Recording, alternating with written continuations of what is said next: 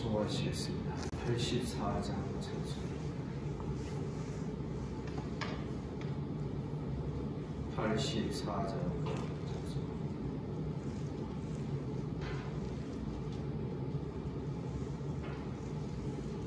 온 세상이 깜깜하여서 참 빛이 없었더니 그 빛나는 영광 나타나 온 세상 빛이 없네. 영광의 주, 영광의 주, 밝은 그 빛 내게 비추었네. 영광의 주, 영광의 주, 이 세상의 빛은 오직 주 예수님. 주 말씀을 믿는 사람은 그 마음이 시원하고 주 명령을 준행하는 자 그기 환하겠네. 영광의 주, 영광의 주, 밝은 그 빛 내게 비추었네. 영광의 주, 영광의 주, 이 세상의 빛은 오직 주 예수님. 죄 가운데 사는 사람은 그 눈이 어두워도 그 죄악을 씻는 날에는 그 눈이 밝아지네. 영광의 주, 영광의 주, 밝은 그 빛 내게 비추었네. 영광의 주,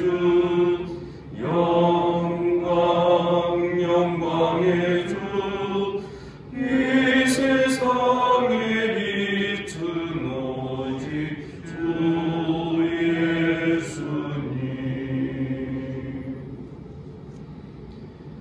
예수님. 반갑습니다. 기도해 주셔서 또 이렇게 복귀하게 됐습니다. 계속 기도해 주시기 바랍니다. 우리 주님께서 이 아침에 우리를 또 이 자리에 불러주신 줄 믿습니다. 사도신경으로 신앙 고백드립니다. 나는 전능하신 아버지 하나님 천지의 창조주를 믿습니다. 나는 그의 유일하신 아들 우리 주 예수 그리스도를 믿습니다. 그는 성령으로 잉태되어 동정녀 마리아에게서 나시고 본디오 빌라도에게 고난을 받아 십자가에 못 박혀 죽으시고 장사된 뒤 사흘 만에 죽은 자 가운데서 다시 살아나셨으며 하늘에 오르시어 전능하신 아버지 하나님 우편에 앉아 계시다가 거기로부터 살아있는 자와 죽은 자를 심판하러 오십니다. 나는 성령을 믿으며 거룩한 공교회와 성도의 교제와 죄를 용서받는 것과 몸의 부활과 영생을 믿습니다. 아멘.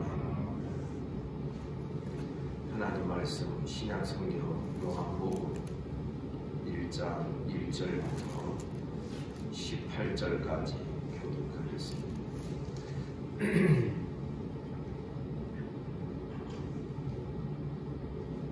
요한복음 1장 1절에서 18절입니다.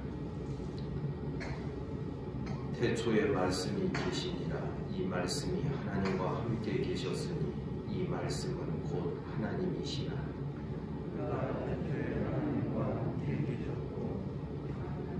만물이 그로 말미암아 지은 바 되었으니 지은 것이 하나도 그가 없이는 된 것이 없느니라.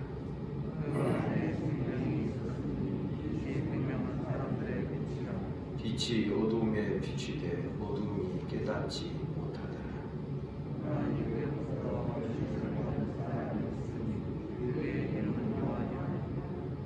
그가 증언하러 왔으니 곧 빛에 대하여 증언하고 모든 사람이 자기로 말미암아 빛게 하려 함이라.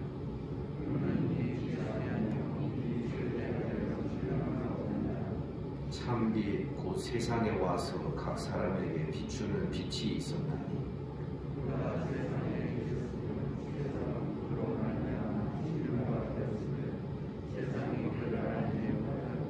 자기 땅에 오매 자기 백성이 영접하지 아니하였으나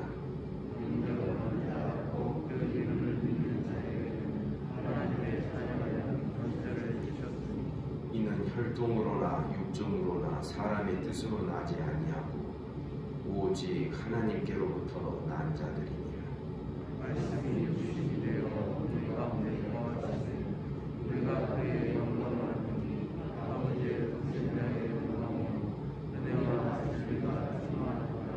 요한이 그에 대하여 증언하여 외쳐 이르되 내가 전에 말하기를 내 뒤에 오시는 이가 나보다 앞선 것은 나보다 먼저 계심이라 하는 것이 이 사람을 가리키니라 하니라.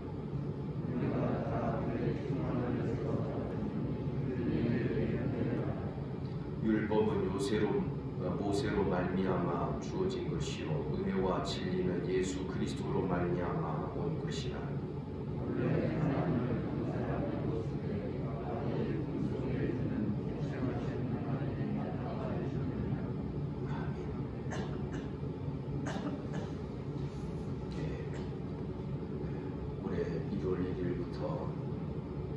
요한복음 1장 방금 시작이 됩니다. 어제는 우리가 새벽 기도를 하지 않았기 때문에 1년에 한 번 쉬는 새벽 기도 쉬는 날이어서 안 했습니다. 그래서 오늘은 어제와 오늘 부분을 같이 함께 묶어서 말씀드립니다. 요한 사도는 지금 우리에게 전해진 복음의 그 뿌리와 그 근본에서부터 이제 그 근원을 밝히려고 하고 있습니다. 1절에 보니 태초를 말하지. 태초에 말씀이 계십니다.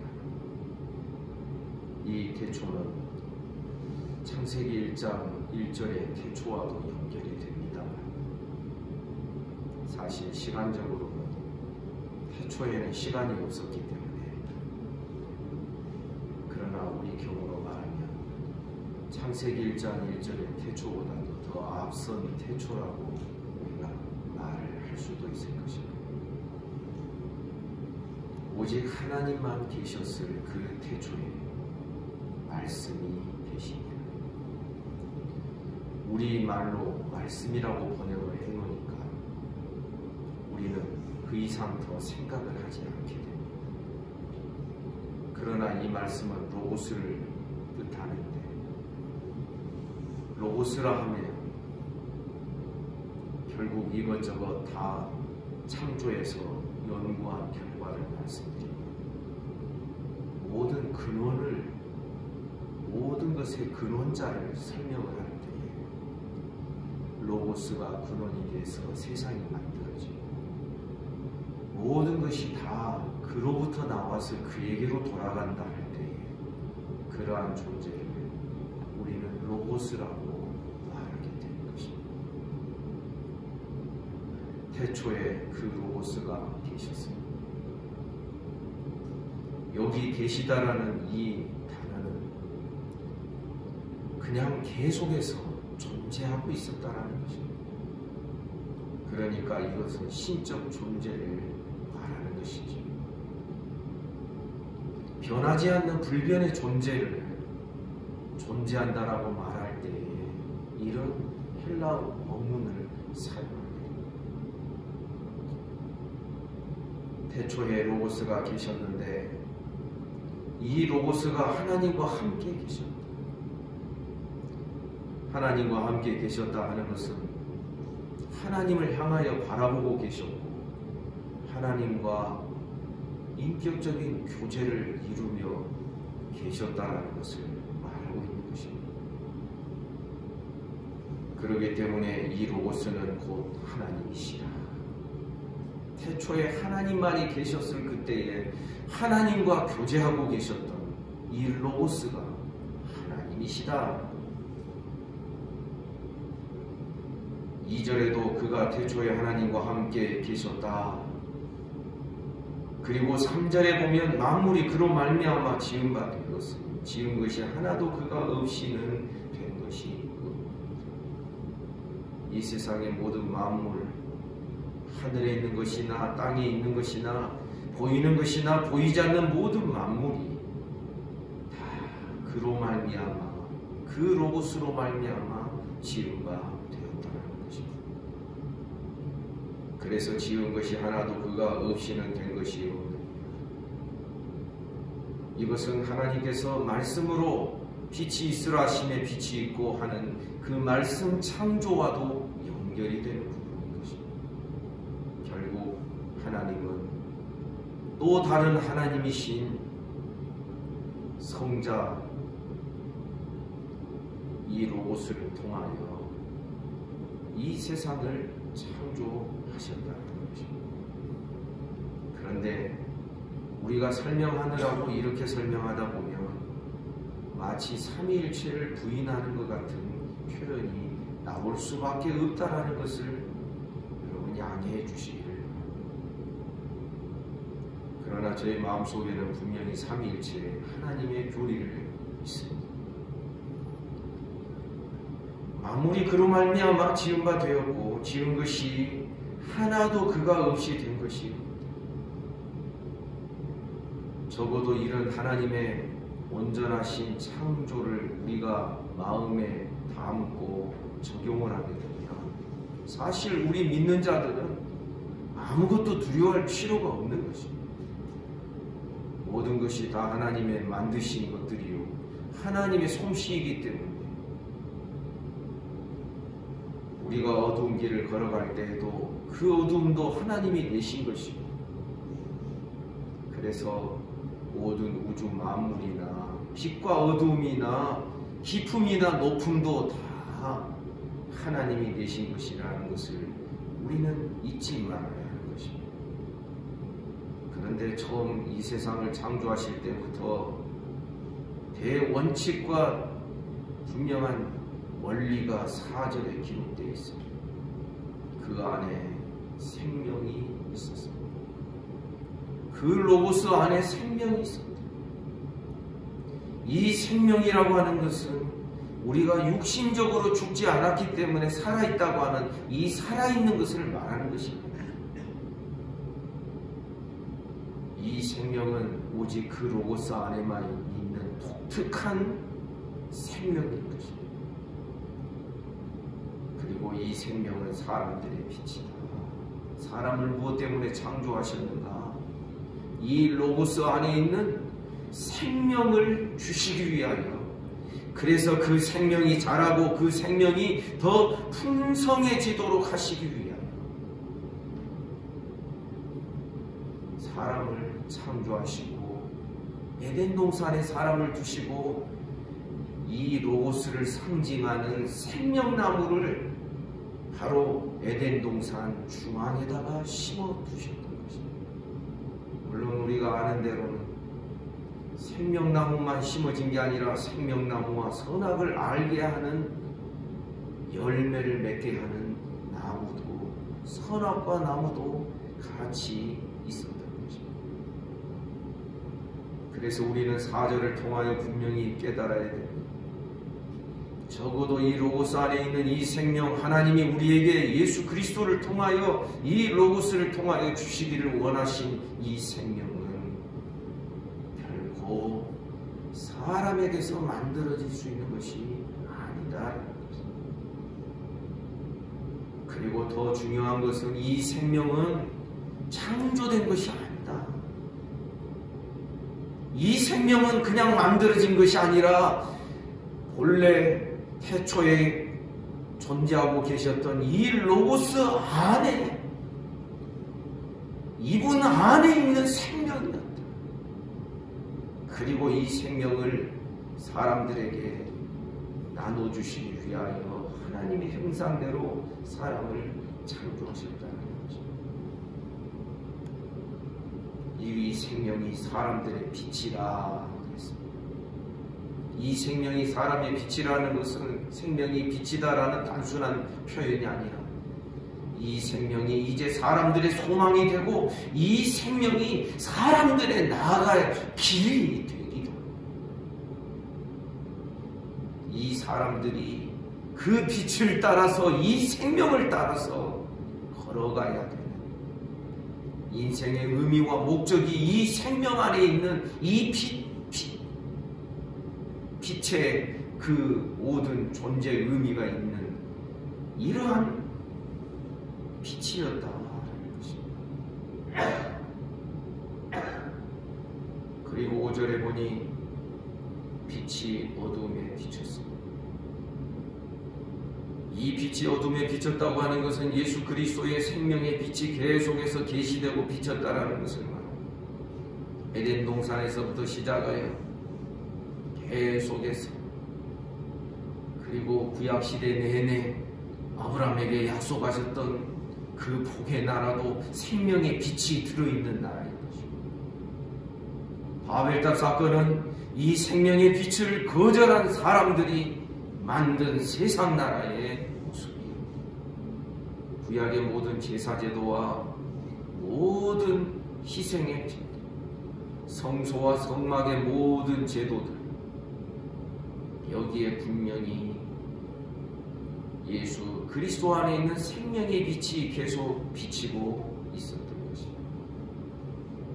그럼에도 불구하고 어둠이 깨닫지 못하였습니다. 어둠이 그 빛을 이해하지 못하고 깨닫지 못했다는 거죠. 그리고 빛이 어둠에 비치는 제일 마지막 비친 사건이 6절 이하의 기록입니다. 하나님께로부터 보내심을 받은 사람이 있으니 그의 이름은 요한이라. 그가 증언하러 왔으니 곧 빛에 대하여 증언하고 모든 사람이 자기로 말미암아 믿게 하려 합니다. 그는 이 빛이 아니요 이 빛에 대하여 증언하러 온 자. 무엇 때문에 요한을 여기에 등장시키고 있느냐?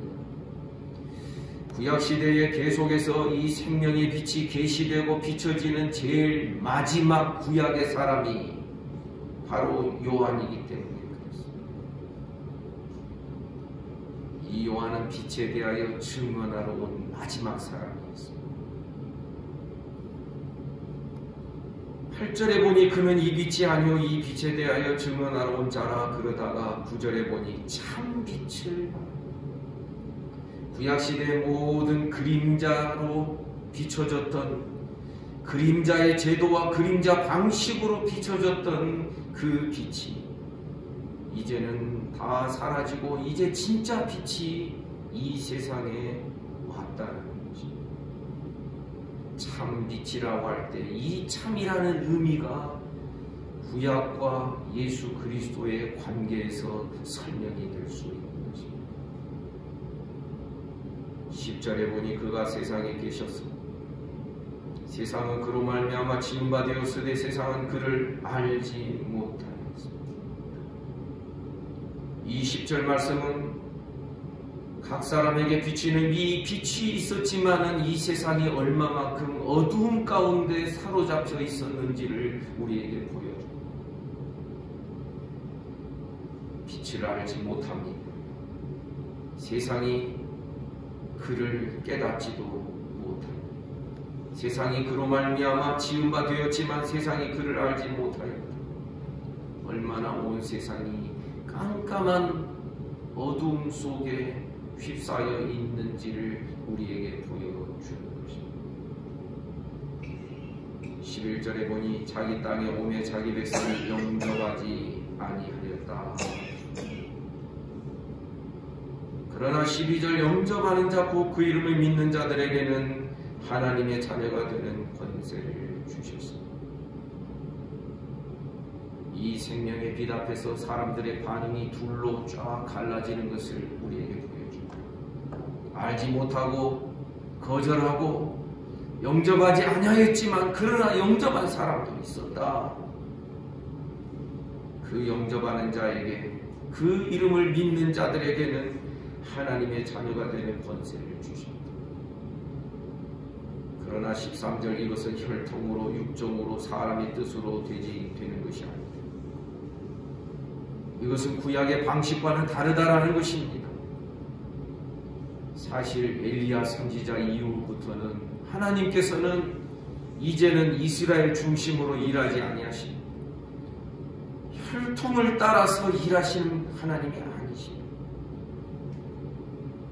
로마서에도 나오지만은 바알에게 무릎 꿇지 아니한 자 7천을 남겨두시는 그 방식으로 하나님의 백성들을 불러내시는 것입니다. 그래서 혈통 육정 사람의 뜻으로 나지 아니하고 오직 하나님께로부터 난 자들입니다. 이 영접하는 자들은 누구를 영접하느냐면 14절 말씀이 육신이 되어 우리 가운데 거하시니 우리가 그의 영광을 보니 아버지 독생자의 영광이요 은혜와 진리가 충만하다. 로고스가 사람이 되셨다는 것입니다. 말씀이 육신이 되었다. 그래서 말씀이 육신이 되어서 사람의 손으로 만질 수도 있고 사람의 눈으로 볼 수도 있고 그의 말을 직접 들을 수도 있는 그런 방식으로 로고스가 육신이 되어 우리 가운데 거하시게 되었다. 여기에 거한다라는 헬라 원문의 의미는 구약의 이스라엘 백성들이 광야 생활할 때에 텐트를 가지고 쭉 진행을 하다가 언약궤가 어느 한 곳에 자리를 잡으면 그 즉석에서 성막을 치고 그리고 그렇게 이스라엘 백성들이 진을 쳤던 것처럼 우리 가운데 말씀이 육신이 되어 성막을 치셨다라는 그러한 의미로 기록이 되어 있습니다. 그래서 우리가 그의 영광을 보니 아버지의 독생자의 영광이요 은혜와 진리가 충만하다. 아버지의 독생자의 영광이라는 것은 예수 그리스도의 영광을 말하는 것만이 아니라 아버지의 영광을 유일하게 드러내시는 분이, 나타내 보여주시는 분이 바로 이 사람 대신 육신의 몸을 입으신 로고스이시다. 그렇기 때문에 15절 요한이 그에 대하여 증언하여 외쳐 이르기를 내가 전에 말하기를 내 뒤에 오시는 이가 나보다 앞선 것은 나보다 먼저 계시니라. 나보다도 더 먼저 선지하시니라. 시간과 공간을 초월하시는 분인 것입니다. 그것이 바로 이 사람을 가리킵니다. 16절 우리가 다 그의 충만한 데서 받으니 은혜 위에 은혜를 그 안에 있는 생명을 우리가 받는 방식을 설명하고 있습니다. 그분의 충만한 데서 우리가 다 받으니 그 받는 것은 은혜 위에 은혜가 더해지고 처음부터 끝까지 은혜이더라라는 것입니다. 17절에 보면 율법은 모세로 말미암아 주어진 것이 은혜와 진리는 예수 그리스도로 말미암아 온 것입니다. 18절 본래 하나님을 본 사람이 없으니 그러나 아버지 품속에는 독생하신 하나님이 나타내십니다. 여기에 독생하신 하나님이라는 이 표현은 조금 더 설명하면 본래 하나님 아버지를 본 사람이 없는데 이 하나님 아버지를 보이는 사람의 눈으로 볼 수 있도록 나타낸 유일한 방식이 바로 이 로고스가 육신이 되고 성자가 육신의 몸을 입고 성육신하여 이 세상에 오신 이 사건이었다는 것입니다. 이 대목에서 여러분 기억하시기 바랍니다. 구약의 모든 성막 제도 가운데 제가 칠판을 가지고 설명을 드린 적이 있습니다. 하나님의 언약궤 위에 두 그룹 천사가 서로 마주보는 빈 공간이 있습니다.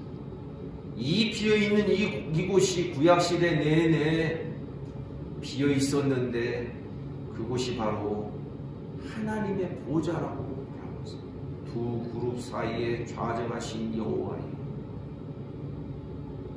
그런데 구약시대는 그것을 비워두었어요.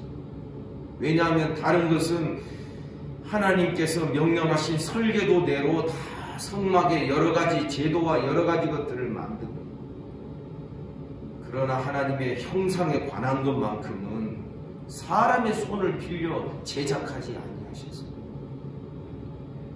하나님의 형상은 하나님만이 직접 만드셔야 오류가 없고 실수가 없고 다른 어떤 왜곡이 없기 때문에 그런 것입니다. 사랑하는 성도 여러분, 우리 깨달아야 돼요. 하나님의 형상을 사람이 만들려고 처음 시도했던 것이 바로 출애굽기 32장의 금송아지 사건. 이가 바로 하나님이다, 우리를 애굽에서 인도하는 신이다 할 때 엘로힘을 씁니다.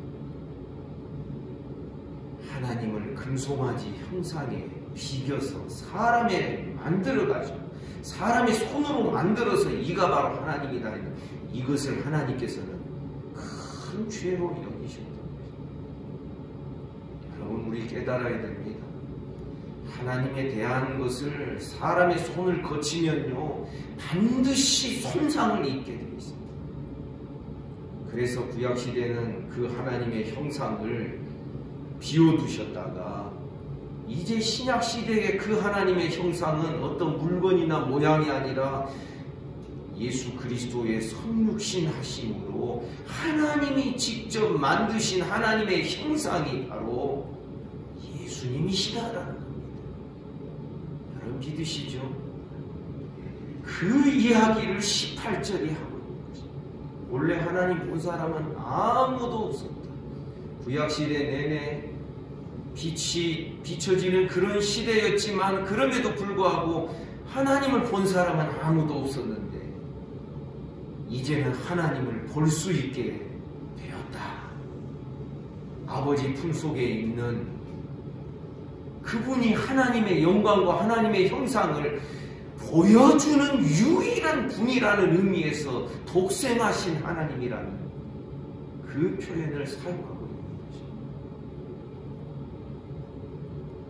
나중에 요한복음 14장쯤 되었을 때인가요? 어느 날 빌립이 예수께 이렇게 요청을 했습니다. 선생님, 우리에게 아버지를, 하나님 아버지를 보여주십시오. 그러니까 예수께서 뭐라고 말씀하십니까? 빌립아, 네가 그렇게 오랫동안 나와 같이 있으면서도 아직도 모르느냐? 나를 본 자는 아버지를 보았느냐? 아멘입니까? 하나님을 볼 수 있으면서도 죽지 않는 이 방식이 바로 예수 그리스도의 성육신 사건입니다. 참 가슴 벅찬 말씀들이, 주옥 같은 말씀들이 너무나도 범위가 넓게 어제 것까지 하니까 그렇게 본문으로 잡혀 있어서 다 말씀드리기가 어렵습니다. 어쨌든 사랑하는 성도 여러분, 우리는 오직 예수 그리스도만을 바라보기를 주님의 이름으로 축복합니다. 주님을 바라보고 있는 자는 아버지를 보는 것이고 하나님의 영광을 볼 수 있다는 것을 우리가 믿어 의심치 않아야 되는 것입니다. 구약시대 내내 어느 누구에게 하나님을 보여주신 적이 없습니다. 그러나 우리에게는 요한일서 1장에 보면 요한 사도가 뭐라고 말합니까? 우리 눈으로 보고 우리 귀로 듣고 우리 손으로 만진 바 된 그분이다. 하나님을 보았음에도 불구하고 죽지 않는 유일한 방식의 하나님의 형상이 바로 예수 그리스도이신 것입니다. 이 안에 생명이 있어서 그 생명을 우리들에게 나누어 주시기를 기뻐하시는 하나님이시라는 것을 우리 잊지 말아야 됩니다. 그래서 사랑하는 성도 여러분, 우리는 오늘 낮예배 시간의 메시지도 그 중심이 되겠지만 우리 주 예수 그리스도를 믿음의 눈으로 잘 주목하고 바라보는 올 한 해가 되시기를 주님의 이름으로 축복합니다. 그리고 예수 안에서요, 우리 전부를 다 얻을 수 있어야 돼요. 예수님 안에 감추어져 있는 하나님의 모든 지혜와 지식의 각종 보화를 올 한 해는 지혜와 지식의 모든 보화를 예수 안에서 우리가 길어내고 찾아내고 맛보고 경험하는 이 실제가 이루어지기를 주님의 이름으로 축복합니다. 기도하겠습니다. 거룩하신 주님, 오늘도 이 아침에 이 새벽에 우리를 불러주시니 감사합니다. 주님께서 오늘도 우리에게 귀한 주일, 신년 첫 주일 허락하시고 오늘 하루도 복되게 하시고 모든 예배 시간마다 하나님 아버지 감동이 있으며 깨달음이 있도록 하나님 축복해 주시옵소서. 몸이 아픈 성도들, 어린 소위로부터 시작하여 연로하신 모든 성도들, 투병 중인 자들 하나님 어루만져 주시기를 원합니다.